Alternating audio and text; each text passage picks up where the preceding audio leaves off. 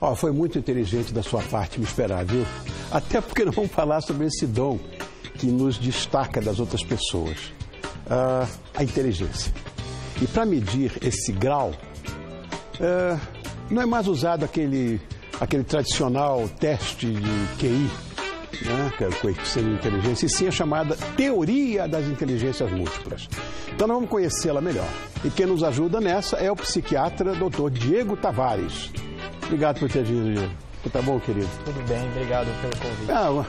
Prazer meu. Se você tivesse vindo ontem, eu estava com uma gravata igual a sua, a gente ia cantar uma música sertaneja aqui, não é? Você está bem? Tudo bem. Obrigado por ter vindo. Essa teoria das inteligências múltiplas, para mim, é uma grande novidade. Existem vários tipos de inteligência de verdade? Quer dizer, seriam possíveis várias inteligências? Então, Rony, na verdade, a inteligência é uma capacidade do nosso cérebro, assim como humor, atenção, memória. Na verdade, quando começou-se a detectar a capacidade de habilidade dos indivíduos, sempre foi levado-se em consideração primordialmente as habilidades que influenciavam de uma maneira mais direta a medicina. Então, por exemplo, para o diagnóstico de retardo mental, de deficiência intelectual, até hoje a gente leva em consideração a capacidade da inteligência de cálculos, a racionalidade. Mas, na verdade, essa função ela tem outros pés, né? Então, todos nós temos todos esses pés. Nós temos os pés da linguagem, nós temos os pés da capacidade de detectar o espaço, o movimento do nosso corpo, a capacidade de interagir com as outras pessoas, que é a capacidade de habilidade interpessoal, né? Então, hoje em dia, a gente sabe que em alguns indivíduos a gente pode ter uma dessas habilidades mais proeminente do que outras. Então, um indivíduo que calcula, que tem a capacidade da matemática não tão boa, ele não, por isso, ele não necessariamente possa ter outra habilidade dessa função, que é a inteligência, desenvolvida. Entendi. Tudo isso aqui são tipos de inteligência? Dentro da inteligência tem todos esses ramos e nós temos uma habilidade maior em uma ou em outra, mas nós temos todas essas capacidades presentes. Eu vou perguntar por vou começar com aquela lógico-matemática. Essa é que é utilizada no cálculo de QI. Então, que é a capacidade da gente calcular, racionalizar, de usar a lógica para detectar o que a gente vai fazer ou não. Tá, aí vamos partir agora, tem uma outra, que é isso aí? Tá aí, ó. Capacidade de fazer equações e provas, pensamento lógico, facilidade de detectar padrões e fazer cálculo. Profissões, cientistas, engenheiros, contadores, etc. Tá, é a inteligência lógico-matemática. A outra que eu vi ali era uma espacial visual. Isso, aí. Que é a capacidade da pessoa conseguir ler o ambiente de uma maneira melhor do que os outros. Então, capacidade de se locomover, de dimensionar o espaço, né? E para algumas profissões, isso é muito interessante, imprescindível, por exemplo, para saber se um móvel vai num determinado ambiente vai ficar bom, a disposição de determinadas estruturas numa cidade, nos espaços. Então, essas profissões, artistas plásticos, arquitetura principalmente, essa habilidade ela tem que ser boa para o indivíduo ter aquele que a gente chama de dom, o cara ter... Sabe quando a gente vê um profissional que a gente diz que ele tem... esse cara tem virtude, ele tem dom, é porque provavelmente essa área do cérebro dele funciona bem. É engraçado, né? Eu tenho irmão arquiteto e mulher também. E eles têm essas histórias de o espaço. E tá aí, ó. Inteligência espacial visual. E a verbolinguística? Que é a capacidade de comunicar-se bem. Então, não tem aquelas pessoas que a gente conversa, a pessoa fala e você não entende exatamente onde ela quer chegar. Tá. Então, provavelmente porque essa área, ela não tem uma rapidez, uma agilidade de funcionamento tão boa, tanto que a pessoa precisa falar muito para você conseguir entender onde ela quer chegar. Em outras pessoas, não. Ela é mais clara, tem uma clareza no discurso maior. Então, escritores, poetas, jornalistas, advogados. Eu quero ver onde é que entram os médicos aí, já, hein? Vamos ver. Bom, tem a inteligência interpessoal. Que é aí que entra as pessoas que têm a necessidade maior de um contato interpessoal. Ou seja, de saber isso, psicólogos, médicos, políticos. Então, saber se relacionar bem, saber o que o outro está pensando de mim, o que eu tenho que dizer para o outro gostar de mim, o que eu tenho que fazer para não prejudicar o outro, para agradar o outro. Isso é a comunicação interpessoal. Mas vocês médicos também têm esse tipo de preocupação em agradar? A gente tem que saber exatamente o que a pessoa precisa, porque muitas vezes não é aquilo que eu acho, né?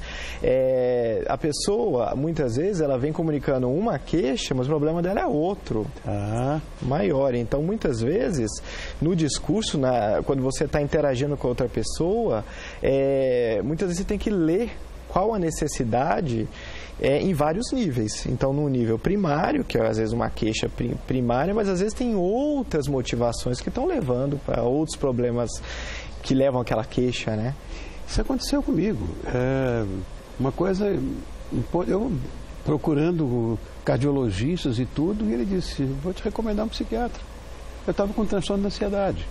Quer dizer, você pensa uma coisa e é outra. Eu fui curado por um colega seu. Exatamente. Psiquiatra. E eu fiquei agora apaixonado por psiquiatras, né? Não que eu entenda. E que muitas vezes também o indivíduo, quando ele busca, né, ajuda, e o médico, ele não pode ser um técnico, e se ele fosse um matemático, por exemplo, ele diria, você tem câncer.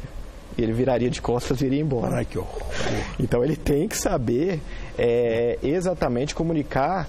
Ele vai fazer ele vai chegar nesse mesmo ponto, mas a comunicação interpessoal, ela requer esse cuidado, essa empatia e essa delicadeza no contato com o outro. Estamos falando do interpessoal. E o intrapessoal? O intrapessoal é a capacidade da pessoa conseguir ler ela mesma e saber comunicar aquilo que ela mesma deseja para o meio, né? Então, às vezes tem pessoas que têm necessidades, mas ela não consegue se ler, ela não consegue saber exatamente quais são as necessidades próprias que ela tem. Entendi. A capacidade interpessoal é quando a pessoa conhece a si mesma, faz autorreflexão e consegue saber quais necessidades ela tem dentro de si. Isso vale para qualquer profissão? Vale para qualquer profissão, para qualquer pessoa. Porque muitas vezes as pessoas estão perdidas por aí, né? E não sabem exatamente onde querem chegar porque não sabem fazer uma leitura interna muito boa. A naturalista, a inteligência naturalista, é interessante isso. O que deve ser? Que é a capacidade das pessoas biólogos, geólogos, jardineiros, de ter uma interação com o ambiente natural. E isso a pessoa conseguir ter uma delicadeza maior de fazer a leitura da natureza, do ambiente, dessa maneira, do mundo natural. É, né? Muito legal. Eu sou botânico, eu vejo um negócio desse, é isso mesmo, né? Identificação de diferentes tipos de plantas, animais, formação climática, isso é uma coisa que me envolve, legal. E tem que ter uma sensibilidade maior, é um tipo de capacidade, né? Um tipo de inteligência, né? Uma habilidade do cérebro dessas pessoas, por isso que elas têm esse dom maior, essa habilidade maior.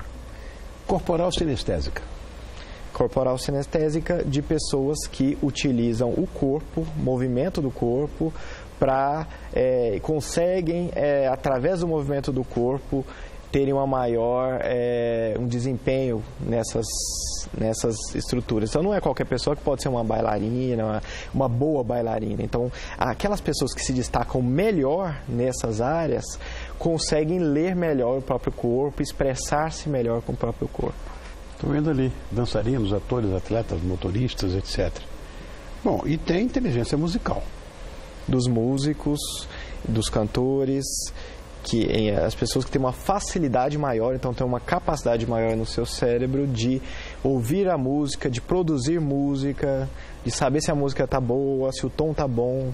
Então, a capacidade do sistema nervoso do cérebro de interagir melhor com aspectos musicais e detectar a qualidade.